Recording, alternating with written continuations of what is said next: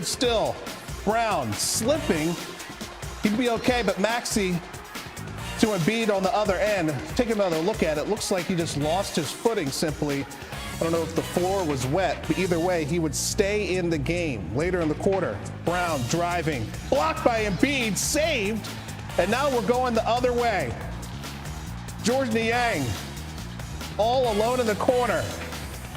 Nothing but nylon. The Sixers have cut the deficit to 2. Under 4 to play in the third. Harden with the steal. To Maxey up ahead. Boston had 17 turnovers. This is a 1-point game at the Wells Fargo Center. Sixers up 3. Embiid, pump fake. Oh, nice finger roll to fall. Sixers take a 2-point lead after the third. Money time in the fourth. Celtics down 1. Brogdon. He was a killer. Sixers up 2. Celtics up 2, Harden finding Maxey in the corner, getting it done. We're tied at 79. This game was going back and forth in the fourth quarter. Remember how I mentioned Tatum was 0 for 10? He would turn it up. There's the 3. Celtics up 1. Next Celtics possession. Tatum finding his groove. He hit 4 threes in the fourth quarter. They got a 4-point lead. Under 2. Celtics up 5. Smart to Tatum. Finding his groove. Robert Williams loving it on the sideline. Celtics go up 8. 43 seconds to go. Tatum on the wing. Who knows what they told him in the huddle going into the fourth quarter. But he wound up being the difference. He had 19 points. Now he's talking on SportsCenter. I don't have to tell you that it was a struggle through the first. Stole the ball. We all know how that ended. 82. They faced off for the second of back-to-back meetings in the conference finals. Boston forced a Game 7 at the Garden after trailing 3-1 in the series, but Sixers bounced back to upset the reigning champs behind 34 from Andrew Toney. Most recently, 2012, Game 7. Rajon Rondo led the way for the Celtics with an 18-point triple-double. Boston advanced, though. We say hello now to our Tim Legler. Look, we just heard Jayson Tatum list like basically all of his teammates when he was talking about who helped the team when he was largely ineffective for the first 3 quarters. In your mind, who was the player of this game for the Celtics? Well, listen, Nicole, a couple things here. I want everybody to appreciate what they just witnessed, because up until the point that Jayson Tatum made those shots late, you were looking at one of the worst offensive performances you'll ever see by a star player in a big spot. And it goes to show you the nerve that he still had. A lot of guys are not going to those shots. They're running from them in that moment. So you just saw one of the most incredible turnarounds late in the game when a guy is about to get just crushed by Boston media at the end of this game. If this continues and they lose the game, instead, he has the nerve to take those shots and the game. So Jayson Tatum ultimately closes the deal. So we got to give credit where credit is due first, because they're not winning that game if Jayson Tatum does not find that moment in that spot. But they got great contributions from some other guys tonight, and I thought Marcus Smart was tremendous. Right from the beginning of the game, you could see that he was a guy that was embracing the light, embracing the stage. Not just with his scoring, although that was a nice bonus, 22 points. It's the way he managed the game, his defense, his playmaking, getting on every 50-50 ball that was near him. A tremendous night by Marcus Smart, who's been through so many of these moments. You got to give him credit because he was ready. On a night when his star was struggling, Marcus Smart picked him up in a big way. And I think Malcolm Brogdon, another guy we have to talk about, huge acquisition for this team. He gives them 16 points. And both of those guys combined shoot over 50% together on a night when virtually everybody was struggling to shoot the basketball. So team effort. Star took over late, but those role players kept them in position to allow Jayson Tatum to do what he did. Marcus Smart had 22 points, 9 rebounds, and 7 assists. Tatum went, as we said, 0 for 10 early on in this game. He had 19 points, but those 16 loomed very large in the fourth. You say he had the nerve to stay in it. He had the nerve to take the shots at the end of the game. What else was different about his game in that final frame? I think a couple of things. One thing was early in the game, he was trying to drive into traffic too much because he was pressing so bad to make something happen. He was getting the ball stripped. He was taking very difficult contested shots in the paint. When you look at what he did late, the first 3 he hit, which I thought was the key one because it got him going, that corner 3 over Embiid, he didn't overthink that. He caught it, he turned, he faced up. He saw Embiid was too far off of him. Earlier in the game, he probably puts that down, drives at Embiid, and maybe gets his shot blocked or loses the ball on the way to the rim.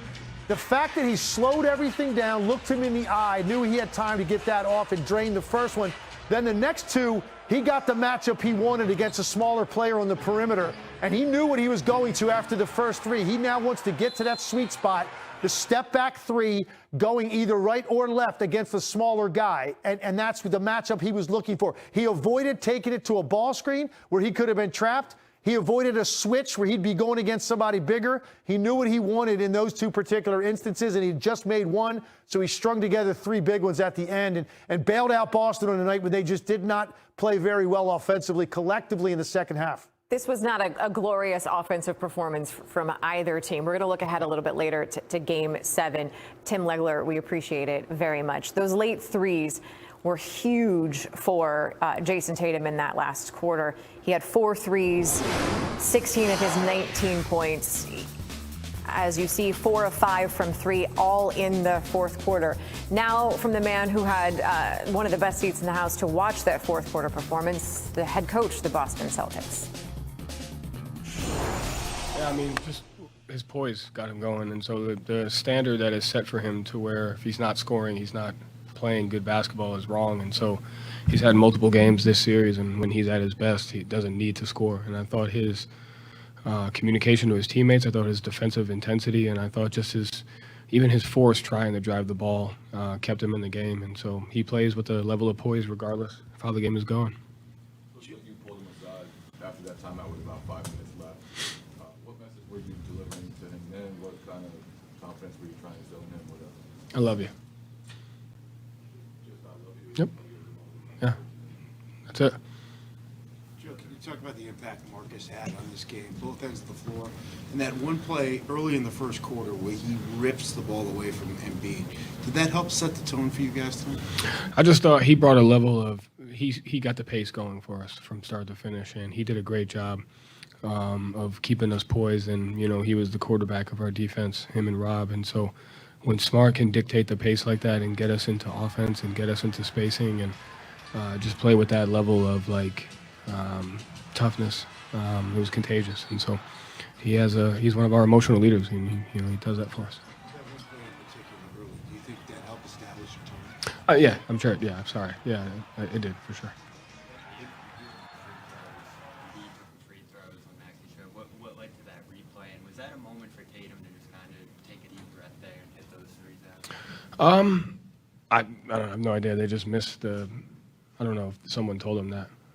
But no, like I said, with him, it's just he stays poised and he stays into the game. And I thought he played a well-rounded game regardless of the fact that he wasn't scoring. And then it was his time and he delivered. You talked about playing freer, breathing after the last game, with what happened there in Game 5. Did you just sense any tightness that kind of released as this game went on with them? No, I saw a sense of urgency. I saw an intensity, and I saw a togetherness that the guys have shown, for as long as they've been playing together. Yeah, they basically didn't hit a shot all crunch time. You had Marcus kind of switching into almost every single quarter. Just after trying to defend the pick and roll the entire game, you guys were kind of switching into everything. How crucial is Smart to being able to execute such a Yeah, he just talks. His ability to guard different guys and recognize where the help should come from on the floor, and it was him, but it was Jalen. It was all of them, really. Like I said, there was a level of intensity and a level of togetherness and connectivity that the guys had to where we were able to communicate different stuff throughout the game and change matchups, change, coverages. Big run in the third quarter. What did you think allowed you guys to stay together? It looked like you might be cracking there, but then you turned it. Yeah, I thought the run came because of just our poise on the offensive end. Like there was 4 or 5 possessions that we just drove into the paint and they took it from us, and they were able to get out in transition, and then they were able to get out and dictate the pace of the game. And so I thought the difference between tonight and Game 5 was when we had empty possessions in Game 5, we stopped competing on the defensive end, and when we had empty possessions tonight, we played just as, if not harder, on the defensive end, and I think that's a key. I know it's a year apart, but the fact that you did this last year, came back from the brink in Milwaukee, you think any of that helped at all? I mean, all the experiences help. I think, to not have a level of panic or whatever the case may be. And so in moments like this, the guys do a good job of pulling together. What do you think of the impact Rob had, particularly at the start, and then even kind of throughout, just having a longer look for him, and he seemed really comfortable on both sides? Yeah, like he's the kind of guy that just brings a level of joy to his teammates and a level of defensive, I don't know, like just support to where the guys can be a little bit more aggressive. The guys can, be a little gamble a little bit or just kind of just play the game. And so, he does a great job of communicating. Does a great job of just giving us that length and athleticism. I thought he was huge tonight. No L words of affection for the Sixers. It's the opposite of loss. Here's Doc Rivers. It's a make-miss league, and they were 15 for 35 from the three, and we were 8 for 34. I would say we had a lot of wide-open threes. We didn't make them. I didn't like how we played overall offensively, though. Down the stretch, got to play through your big fella more. Didn't think the ball went there.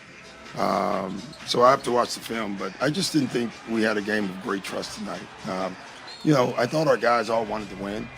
They played that way, and sometimes I think that gets in your way, and I thought that happened tonight. Yeah. Just Tatum. I mean, he had the same attempts in the first half. Didn't make them. Made some tough shots. He shook us loose a couple of times. We double-teamed twice when we were not double-teaming, and he was the last guy open. So I thought that the one got him going. And then once he got it going, it's hard to turn him off.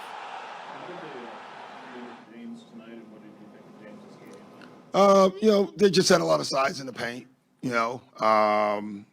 James was good. I mean, he was aggressive downhill. I just didn't think we had great ball movement as a team tonight. We got to get back. Every time we do that, we struggle. Every time we play right, we don't. I thought tonight the ball didn't move a lot. We got to move the ball. We got to trust. We got to run our stuff. We got to execute our stuff. I thought tonight was similar to like game 2 to me. We just didn't trust our stuff.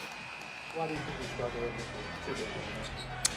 Just ball movement. I thought the ball didn't move the first 3 or 4 possessions. I thought there were plenty of opportunities to swing, catch, get Joel the ball in the right spots on the elbow, and we just didn't do it. So I'll watch the film, and I'll give you a better answer tomorrow. But I didn't think we trusted. It didn't matter what lineup. We didn't score in any lineup tonight. We struggled scoring. What is the message that you have to your players after the locker room?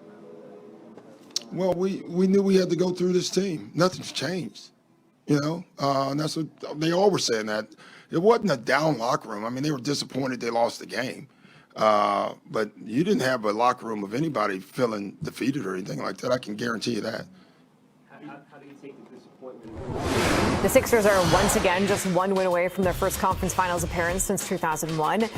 They're going to need a win in Game 7 in Boston to get there. But keep in mind, this is the 4th time since 2001 that they're a victory away, and they have lost each of their 3 previous attempts. Let's bring Tim Legler back in to talk about that in Game 7, which is Sunday.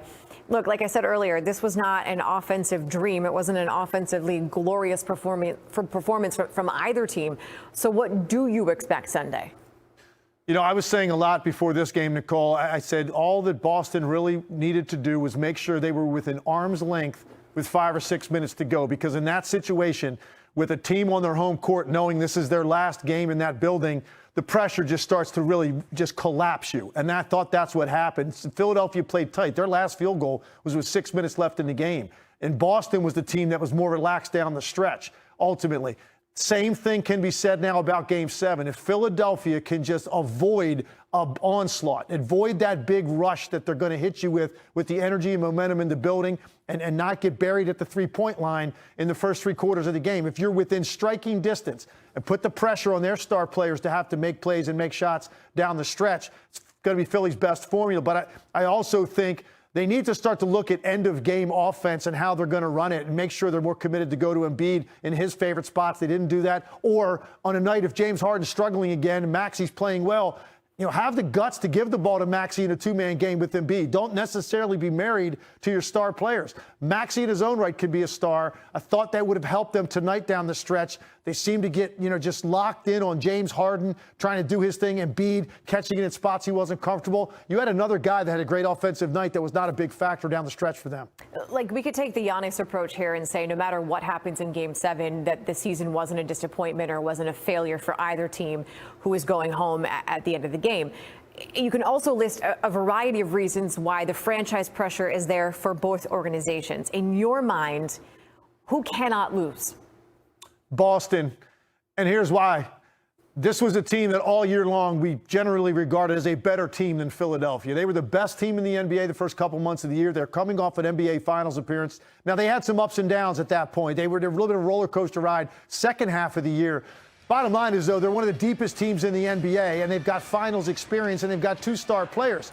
So now that you have survived this moment tonight, the pressure squarely falls on them. This is going to be a massive disappointment if they lose a Game 7 at home, because historically, we know what the odds say about teams winning a Game 7 at home, period. But particularly a team like Boston that has aspirations to have a parade this year, and the Milwaukee Bucks, the team that we thought they were going to see in the conference finals, has already been eliminated. So the path is there for you now to get back to the finals. This would be an epic failure if you lose a Game 7 at home now that you have survived this. Unfortunately for Philly, this is an epic failure, losing this game. You put yourself in position to have one of the most monumental victories in the last 20 years for the franchise, certainly the biggest one in Joel Embiid's tenure, and instead you let it slip away. Now you got to go get a road win. What does your gut tell you? Who wins Game 7?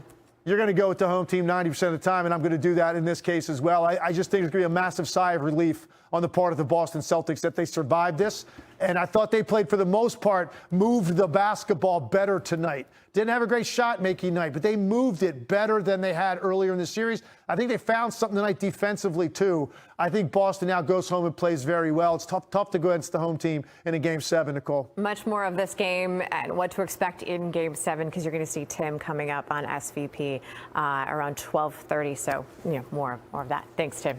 Thanks, Nicole. Win or go home, but what are the stars of Game 6 saying as they transition to the biggest game of their lives? That's next on SportsCenter.